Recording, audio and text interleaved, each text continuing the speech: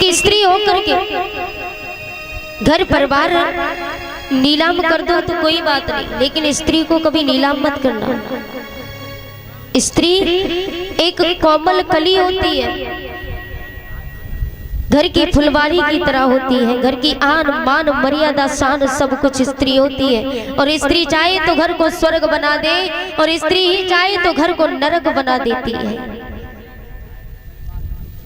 ये होता है स्त्रियों के अंदर। तो हमें सबसे ज्यादा अपने घर को लेकर के चलना चाहिए। कुछ स्त्रियां होती है घर में, उन्हें अपने से ज्यादा मतलब किसी से होता ही नहीं, घर को नरक बना करके रखती है। ना सास ससुर को कुछ समझे, न पति को, अपना राज्य चलाना चाहती है घर में। यही चाहिए इनको, और क्या चाहिए।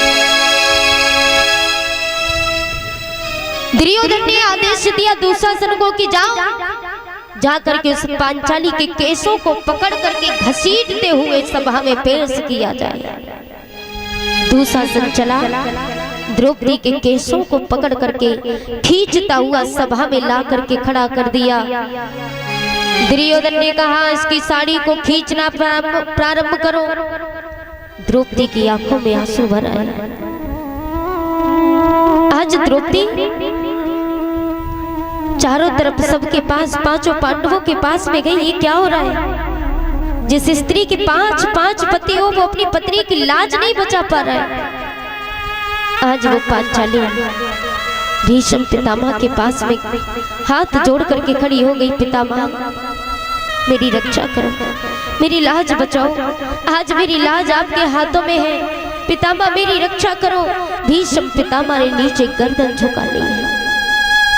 समझ गई कि आज इस सभा में मेरा कोई नहीं, यहाँ तक कि मेरे पांच पति होते हुए भी मेरी लाज नहीं बचा पा रहे हैं। आज वो द्रौपदी चीखने लगी, चिल्लाने लगी।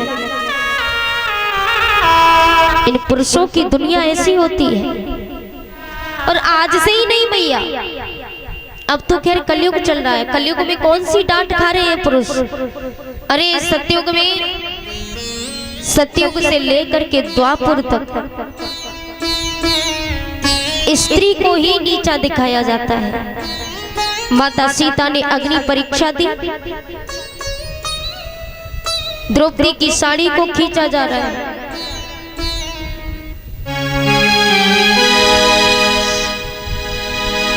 हर युग में स्त्रियों को ही सताया जाता। अब तो खैर कलयुग चल रहा है, तो कलयुग में भी कोई डांट नहीं खा रहा है। कलयुग में देखा जाए आज नई उम्र के लड़के वो भी डांट नहीं खाते। कानपुर में एक केस हुआ था 4-5 साल पहले का। कानपुर की एक बेटी थी जो डॉक्टर थी, ड्यूटी करके जिस समय स्कूटी से घर जा रही थी, 4 दरिंदों ने उनके साथ क्या किया और वो उसके बाद जिंदा जला दिया।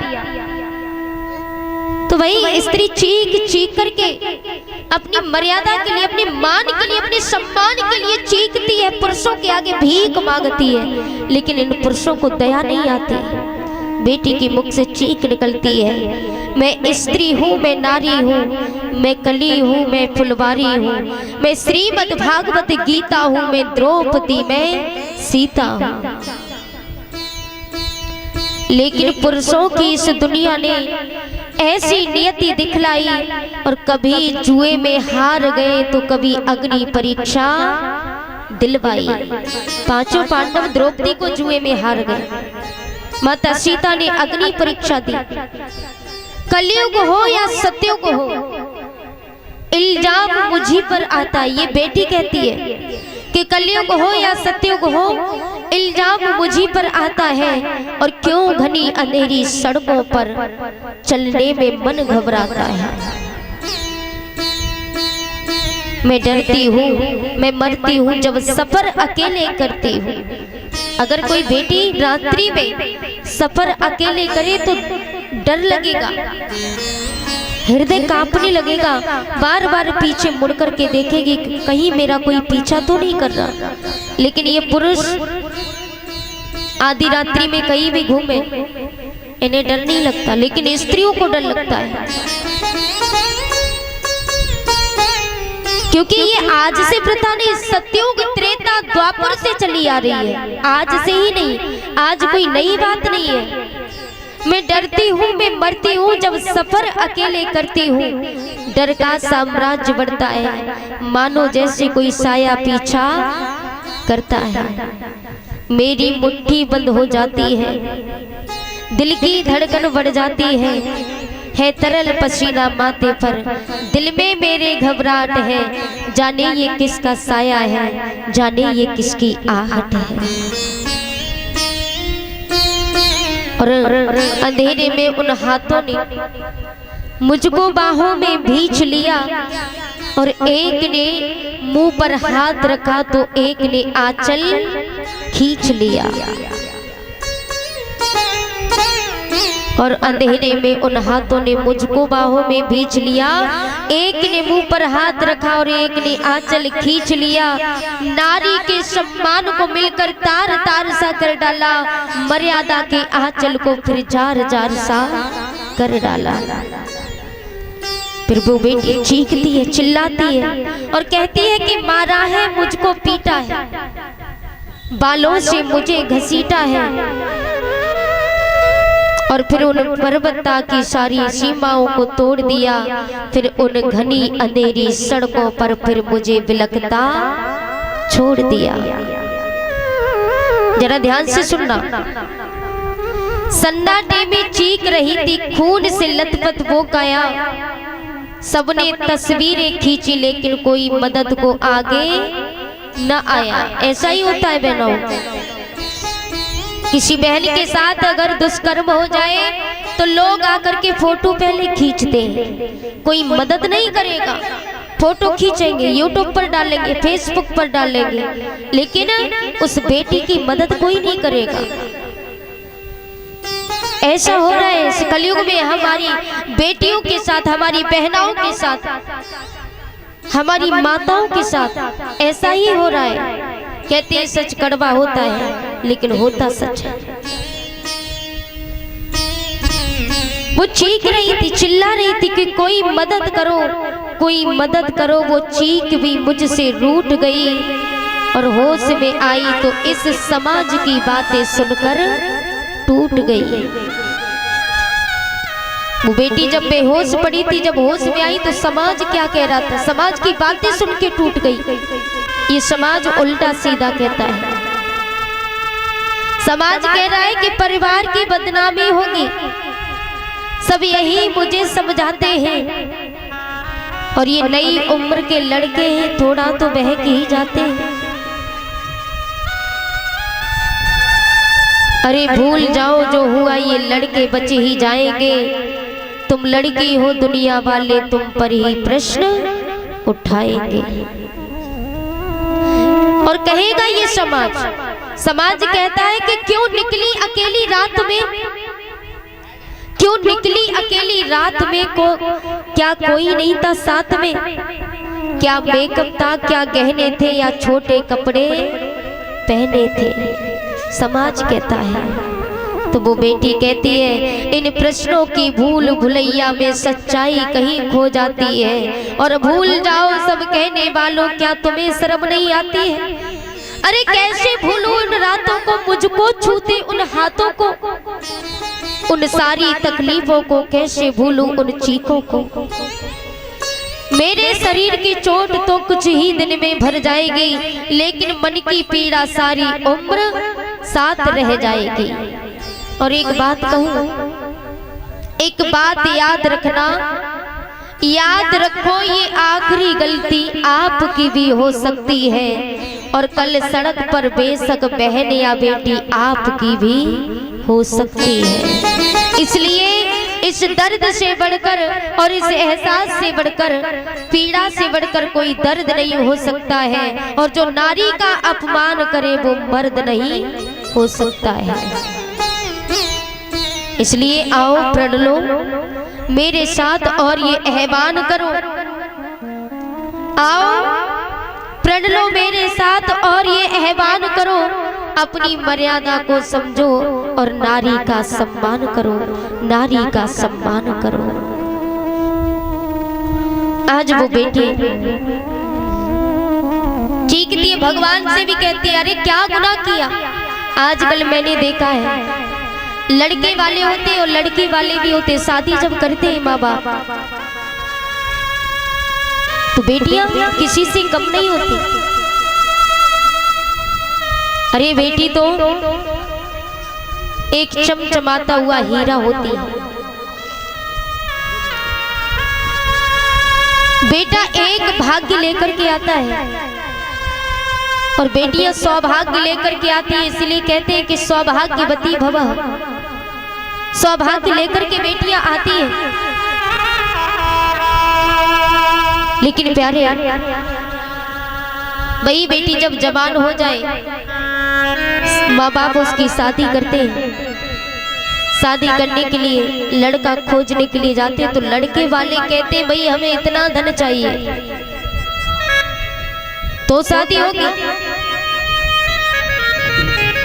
लड़की वाले से इतना धन मांगते हैं, धमकियां देते हैं। अरे मैं उनसे ये कहना चाहूंगी कि अगर आपने लड़का पैदा किया तो उन माँ बाप ने बेटी को पैदा किया है। दहेज मांगते हैं, दहेज के लालच में। अरे पिता तो अपनी बेटी को जब विदा करता है तो अपने कलेजे का टुकड़ा ही निकाल करके दे देता है। बेटियां पिता के कलेजे का टुकड़ा होती है तो वो पिता अपने कलेजे का टुकड़ा निकाल करके आपके हाथों में सौंपता है, फिर भी आप दहेज मांगते हो। अरे मैं पूछती हूँ, क्या आपने अपने बेटे को पैदा कर दिया? किसी हीरे को पैदा तो नहीं किया। कोई हीरा पैदा नहीं किया जो इतना दहेज मांगते हो। और वो बेटी हंसते हंसते पूरा जीवन यापन करने के लिए चली जाती है। अरे उसे तो पता भी नहीं होता कि ये दारू पीता है कि नहीं पीता, कैसा है, मुझे खुश रखेगा कि नहीं, मेरे लायक है कि नहीं। अरे ये सवाल जवाब भी बेटी अपने पिता से नहीं करती और बेटे वाले कहते हैं कि हमें इतना दहेज चाहिए। अरे वो भी एक बेटे को पैदा करते, किसी हीरे को पैदा नहीं करते जो इतना दहेज मांगते हैं बेटियों से। लेकिन फिर भी उन बेटियों के साथ इतना अत्याचार होता है। बेटी भगवान से अंत में यही प्रार्थना करती है। संसार में दो ही सबसे गरीब और सबसे दुखी दो ही बताए हैं, एक गाय माता और एक कन्या। सबसे दुखी यही है और सबसे गरीब संसार में। जितना कष्ट जितना दुख एक कन्या पर एक बेटी पर होता है उतना ही दुख गाय माता पर होता है। बहुत दुख झेलती है बेटियां। कभी तो विधाता लो सुध मेरी आकर, सजा मुझको क्यों दी बेटी बनाकर। वो बेटी भगवान से कहती है कि हे विधाता, अगर तूने मुझे बेटी बना करके भेजा भी तो मैंने क्या गलती की, मेरा क्या कसूर। बेटी तूने बनाया, लेकिन ये दुनिया वाले कहते कि बेटी होकर के बहुत बड़ी गलती कर दी। कि कभी तो विधाता लो सुध मेरी आकर, सजा मुझको क्यों दी बेटी बनाकर। कभी तो विधाता लो सुध मेरी आकर, सजा मुझको क्यों दी बेटी बनाकर। कभी तो विधाता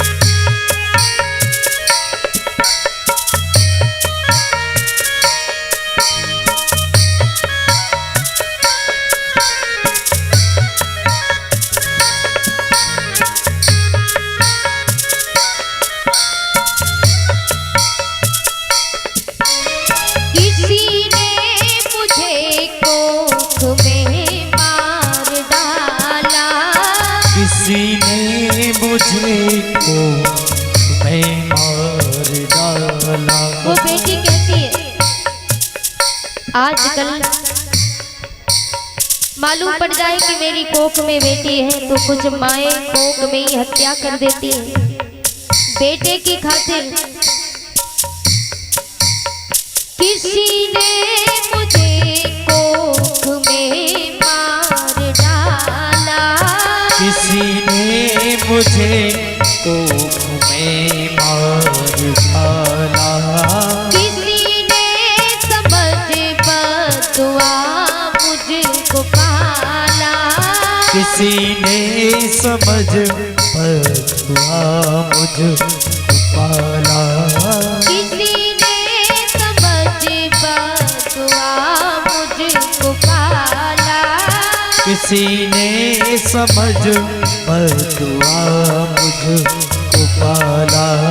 भटकती रही मैं सबकी निगाह पर, भटकती रही मैं सबकी निगाह पर, सजा मुझको क्यों दी बेटी बनाकर।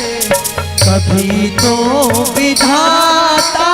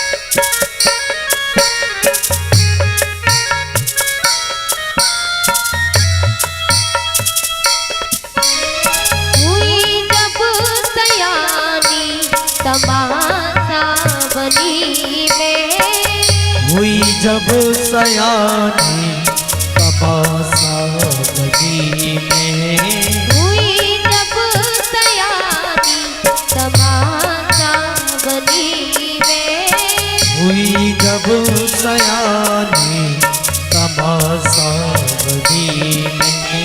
कहीं पर लुटी तो कहीं पर बिकी में, कहीं पर लुटी तो कहीं पर बिकी में, कहीं पर लुटी तो कहीं पर बिकी में, कहीं पर लुटी तो कहीं पर बिकी में। सौदा हुआ मेरा बोली लगाकर, सौदा हुआ मेरा बोली लगाकर, सजा मुझको क्यों दी बेटी बनाकर। कभी तो विधाता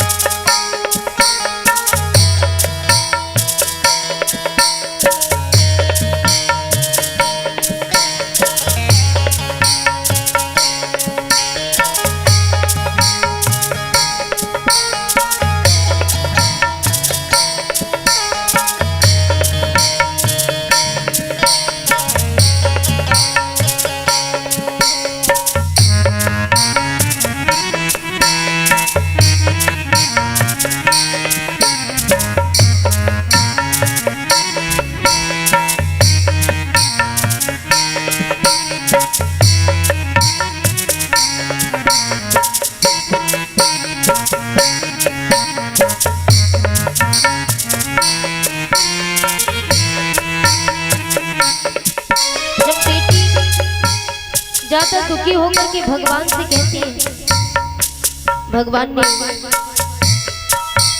बेटी से कहा कि हे बेटी,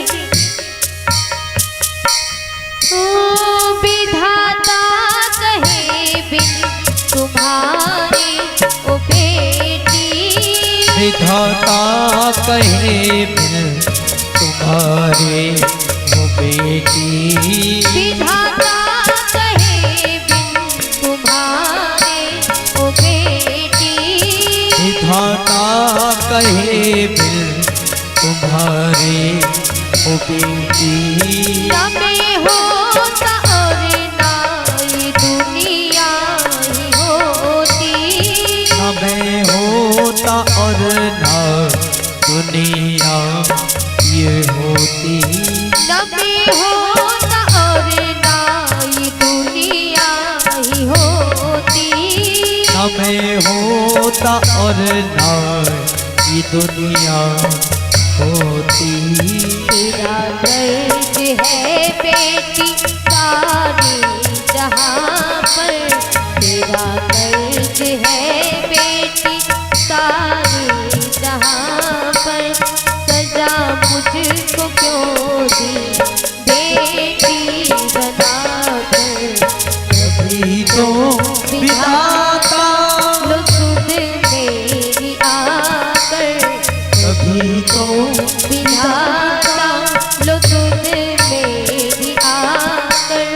सजा मुझको क्यों दी बेटी बनाकर।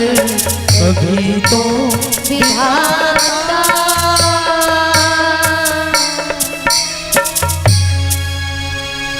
आज वो बेटी भगवान से कहती है, प्रभु क्यों मुझे बेटी बनाया, क्यों बेटी बना करके भेजा। आज जुआ भी खेला जाता है तो पत्नी के रूप में अपनी ही पत्नी को दांव पर लगा दिया। सौदा होता है तो बेटियों को सौदा कर दिया जाता है। त्रेता में माता सीता को अग्नि परीक्षा देनी पड़ी और आज मेरे ही पति मुझे जुए में हार गए। आज द्रौपदी मैया भगवान से कहती है, प्रभु पितामह के पास में गई, झोली फैला करके कहा, भीष्म पितामह सिख पितामह आज मैं तुमसे भीख मांगती हूँ, मेरी झोली में आज मेरी इज्जत डाल दो। मेरा बदन, मेरा तन मन धन सब कुछ मेरा मेरे पतियों के लिए है और किसी के लिए नहीं। आज ये दुष्ट दुशासन मेरी साड़ी को खींच रहा है।